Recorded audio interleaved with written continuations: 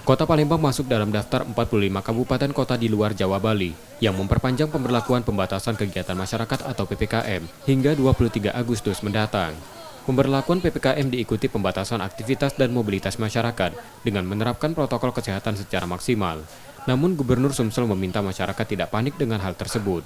Salah satu faktor diperpanjangnya PPKM level 4 di Palembang karena tingginya tingkat keterisian rumah sakit atau BOR.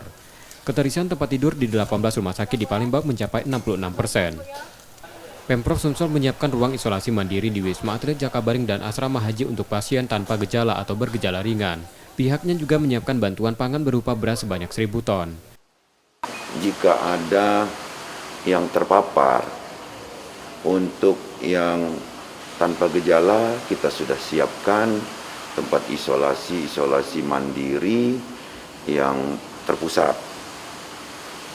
Khususnya level 4 ini ya, kita siapkan 1.000 kamar lebih untuk isoman. Provinsi Sumatera Selatan dalam hal ini membackup pangannya. Kita siapkan beras sebanyak 1.000 ton. Jadi ini tinggal menunggu usulan-usulan saja per komunitas. Pemerintah mengklaim PPKM sejak awal Agustus lalu turut menambah tingkat kesembuhan COVID-19 di Palembang. Selain penyiapan tempat isolasi, sebaran dan stok vaksinasi juga akan ditambah. Rizky Nurmizan, Purwantoro, Kompas TV, Palembang, Sumatera Selatan.